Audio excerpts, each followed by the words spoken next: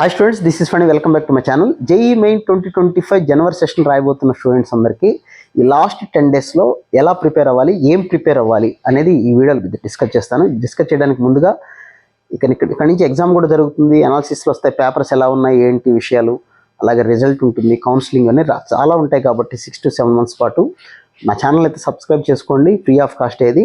అలాగే లైక్ చేస్తే చాలామంది స్టూడెంట్స్కి ఇన్ఫర్మేషన్ తెలుసుకోవడానికి అయితే అవకాశం ఉంటుంది. So coming to the point, last 10 days ఎలా ప్రిపేర్ అవ్వాలి? ఇప్పటివరకు చదివినంత ఒక ఎత్తు, ఈ లాస్ట్ 10 days పాటు ఎగ్జామ్ దగ్గరికి వచ్చేసరికి మీ అందరికీ తెలుసు, 10th క్లాస్ ఎగ్జామ్స్ రాసుంటారు, చాలా ఎగ్జామ్స్ రాసుంటారు. కాబట్టి ఆ ఎగ్జామ్ ముందుకు వచ్చేటువంటి ఆ ఫియర్, ఆ ఫోబియా అవన్నీ చాలా ఉంటాయి. మనలో భయాందోళనలు ఉంటాయి, క్యాన్కి వస్తుందా రాదని పేరెంట్స్ కంగారు పడుతుంటారు, మనల్ని కంగారు పెడుతుంటారు. ఇవన్నీ చాలా సహజంగా ఉంటూ ఉంటాయి. సో మనం ఏం చేయాలి, ఖచ్చితంగా చేయాల్సినవి ఏంటి లాస్ట్ 10 days పాటు అంటే, ఇందులో మొట్టమొదటిగా మాక్ టెస్ట్ లేదా గ్రాండ్ టెస్టులు రాయటం. గ్రాండ్ టెస్టులు రాస్తే టైం వేస్ట్ అవుతుంది కదా అని అనుకోవటం అనేది అమాయకత్వం. ఎందుకంటే గ్రాండ్ టెస్ట్ రాయటం అంటే మొత్తం సిలబస్ మళ్ళొకసారి మనం రివైజ్ చేసినట్టే. అంత సిలబస్ ఒకసారి రివైజ్ చేయలేం కదా. మనకు కొన్ని టాపిక్స్ వచ్చు, ఆ టాపిక్సే మళ్ళీ ఒకసారి చదవాలంటే మనం ఏం చేస్తాం? జనరల్గా అందరూ చేసే పని ఏంటంటే, ఈ టైంలో చాలామంది చేసే వేస్ట్ పని ఏంటంటే, పట్టుకొని సినాప్సిస్ పట్టుకొని కూర్చుంటారు, లేకపోతే ఫార్ములాలు పట్టుకొని కూర్చుంటారు. అలా అవి పట్టుకున్నారంటే అర్థం ఏంటంటే, మనలో కాన్ఫిడెన్స్ లేదు ఆ కాన్సెప్ట్ పట్ల, ఆ టాపిక్ పట్ల అని అర్థం.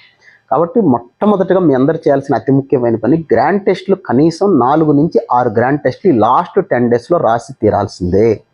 దానివల్ల ఉపయోగాలు ఏంటంటే, మొత్తం సిలబస్ ఒకసారి మీరు చదువుకున్నది రివైజ్ అవ్వడానికి ఛాన్స్ ఉంటుంది. రెండోది, మనం చదువుకున్న కాన్సెప్ట్లో మనకి రివైజ్ చేసినప్పుడు అసెస్మెంట్ ఎలా ఉందో తెలుసుకోవడానికి ఛాన్స్ ఉంటుంది. మూడోది, చాలా గొప్ప విషయం ఏంటంటే, మనం ప్రాక్టీస్ చేస్తున్నప్పుడు పబ్లిక్ ఎగ్జామ్లో మిస్టేక్స్ తగ్గించుకోవడం ఎలా అనేది ప్రాక్టీస్ వల్ల తప్ప వేరే రకంగా రాదు. కాబట్టి నెగిటివ్ మార్కింగ్లో, లేకపోతే మనం రాసింది అప్రాక్సిమేట్గా ఉంది కదా అని ఆన్సర్లు పెట్టేటి వల్ల చాలామంది స్టూడెంట్స్ చేస్తూ ఉంటారు. కాబట్టి ఈ గ్రాండ్ టెస్టులు రాయటం వల్ల ఈ 3 ఉపయోగాలు చాలా ఉంటాయి. కనీసం మీరు 4 నుంచి 6 గ్రాండ్ టెస్టులను రాయండి. ఇంకా ఎగ్జామ్ ఒక 3 daysలో ఉందనంగా మానేసినా పర్వాలేదు, కానీ గ్రాండ్ టెస్టులు రాయటం అయితే అస్సలు మానద్దు. మార్కులు ఇర్రెస్పెక్టివ్ ఆఫ్ మార్క్స్ మీరు గ్రాండ్ టెస్టులు, మాక్ టెస్టులు రాసి తీరాల్సిందే. రెండో పని, ఇంకొకటి ఏం చేయాలి అంటే, గ్రాండ్ టెస్టులతో పాటు మీ కాలేజీలో దాదాపు మీరు ఒక 10-15 గ్రాండ్ టెస్టులు రాస్తుంటారు. ఎందుకంటే అన్ని కాలేజీ వాళ్ళు దాదాపుగా ఒక 15 to 20 గ్రాండ్ టెస్టులు పెడుతున్నారు. కనీసం ఒక 10 గ్రాండ్ టెస్టులన్నా మీరు రాసుంటే ఆ కెమిస్ట్రీ పేపర్లను దగ్గర పెట్టుకోండి. ఎందుకంటే కెమిస్ట్రీ అనేది స్కోరింగ్ అని మర్చిపోకండి. మనకి జేఈ మెయిన్ ఎగ్జామ్కి లాస్ట్ 10 years చూసినా కానీ కెమిస్ట్రీ అనేది స్కోరింగ్. కాబట్టి లాస్ట్ 10 పేపర్స్ మీరు ఎన్ని పేపర్స్ రాసుంటే కాలేజీ పేపర్స్ గ్రాండ్ టెస్ట్లు, ఆ పేపర్స్ అన్నీ తీసుకోండి. ఆ కెమిస్ట్రీ పేపర్, ఓన్లీ కెమిస్ట్రీ, ప్రతిరోజు అవన్నీ దగ్గర పెట్టుకొని ఎగ్జామ్ ముందు రోజు వరకు కూడా మీరు చేయాల్సిన పని, మీరు రాసిన గ్రాండ్ టెస్ట్వి, కెమిస్ట్రీవి ప్రతి క్వశ్చన్ కూడా టిక్ పెట్టుకొని చదువుకోండి. కెమిస్ట్రీ అనేది స్కోరింగ్. పర్టికులర్గా ఇనార్గానిక్ అనుకోండి, మీ అందరికీ తెలిసిందే, దాదాపు క్వశ్చన్ వస్తే చేయగలుగుతాం, రాకపోతే వదిలేయటం. అక్కడ కూర్చొని ఆలోచిస్తే పెద్దగా వచ్చే చాలా తక్కువగానే ఉంటాయి.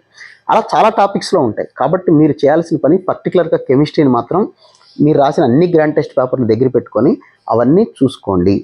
నెక్స్ట్ ఫిజిక్స్ కూడా. ఫిజిక్స్లో చాలా వరకు కనీసం మనకు ప్రతి పేపర్లో ఒక 5 నుంచి 8 క్వశ్చన్ల వరకు, అది depends on paper, theory bits ఉంటాయి. ఆ థియరీ బిట్స్ ఏమన్నా మీ గ్రాండ్ టెస్ట్లో ఇచ్చారా, లేదా ప్రీవియస్ ఇయర్ క్వశ్చన్స్ 2024 చాలు, 23 కూడా చేస్తే మంచిదే. కొంత డిలేటెడ్ సిలబస్ ఉంటుంది 23లో, చూసుకోండి. సో 23-24లో వచ్చిన ఫిజిక్స్ పేపర్స్ కూడా ఒకసారి రివైజ్ చేసుకోండి, చాలా చాలా ఉపయోగం ఉంటుంది. నెక్స్ట్ కమింగ్ టు మ్యాథమెటిక్స్కి వచ్చేసరికి, మ్యాథమెటిక్స్లో నా సలహా అయితే ఏంటంటే, మీరు ఒక టాపిక్ ప్రిపేర్ అవుదాం అనుకున్నారు, రివైజ్ చేసుకుందాం అనుకున్నారు, బైనామియల్ థియరం రివైజ్ చేద్దాం అనుకున్నారు, ఒక ప్రీవియస్ 2024 ఒక పేపర్ తీసుకోండి, చేయండి. టాపిక్ వైజ్గా ప్రీవియస్ ఇయర్ బుక్ మీ దగ్గర ఉంటుంది, చేయండి. అంతేకాని ఫార్ములాలు చదివితే, ఫార్ములాలు ఏ ఎగ్జామ్లో కూడా రైట్ ఎనీ 10 ఫార్ములా అనే క్వశ్చన్ ఉండదు, రైట్ సినాప్సిస్ అనే క్వశ్చన్ ఉండదు. సినాప్సిస్ ఫార్ములాలు ఇప్పుడు చదవాల్సిన టైం కాదు. రివైజ్ చేసుకోవటం అంటే ఒక బుక్ తీసుకొని ఒక 10 క్వశ్చన్లు తీసుకొని ఆ టాపిక్ మీద చేయండి. చేస్తేనే సబ్జెక్ట్ రివైజ్ అయినట్టుగా ఉంటుంది. కాబట్టి ఈ 3 పనులు ప్రతి ఒక్కళ్ళు చేయాల్సిందే. మొట్టమొదటి గ్రాండ్ టెస్టులు రాయటం అనేది ఆగద్దు, లాస్ట్ 3 days వరకు రాయండి. అంటే కొంతమందికి 22nd ఎగ్జామ్ అనుకోండి, 20th వరకు రాసుకోండి, 20, 21 వదిలేసుకోవచ్చు, ఇబ్బంది ఏం లేదు. కొంతమంది 23rd ఉండొచ్చు, 24th ఉండొచ్చు. అయితే 23rd, 24th, 28th, 29th ఉన్న వాళ్ళకి ఏంటంటే, ఆల్రెడీ కొన్ని పేపర్లు, మనకు 2 పేపర్లను బయటకు వచ్చి ఉంటాయి మినిమం. అంటే 22nd ఎగ్జామ్ జరుగుతుంది కదా, ఆ పేపర్స్లో ఏ మోడల్ ఇచ్చారు, ఏ టాపిక్ వెయిటేజ్ ఇచ్చారు, అది చూసి ఎలా ప్రిపేర్ అవ్వాలి ఏంటి అనేది ఇంకొక వీడియోలో మీరు అప్పుడు నేను డిస్కస్ చేస్తాను. కానీ ఒక 6-7 days ముందన మనం గ్రాండ్ టెస్టులు రాయాలి కదా. కాబట్టి ఖచ్చితంగా గ్రాండ్ టెస్ట్లు అయితే రాయకుండా ఎవరు ఉండదు. గ్రాండ్ టెస్ట్లు రాయండి. ప్రతి గ్రాండ్ టెస్ట్ని అనలైజ్ చేసుకోండి. ఏమైనా మిస్టేక్స్ పోతున్నాయేమో చెక్ చేసుకోండి. వాటి సొల్యూషన్స్ ఇస్తారు. ఒకసారి చూడండి. గ్రాండ్ టెస్ట్ రాసి వదిలేయకుండా స్కోర్ పట్టించుకోకపోయినా పర్వాలేదు. మనకేం తప్పులు అవుతున్నాయి, దాన్ని ఎలా కవర్ చేసుకోవాలి, అయితే ఈ క్వశ్చన్కి ఆన్సర్ ఏంటి, పర్టికులర్గా కెమిస్ట్రీ. ఈ లాస్ట్ 10 days పాటు మీరు కెమిస్ట్రీని ఎంతగా ప్రేమిస్తే కెమిస్ట్రీ నుంచి మీకు అంతగా ఇన్పుట్ వస్తుంది. కెమిస్ట్రీ స్కోరింగ్ అనేది చాలా ఇంపార్టెంట్.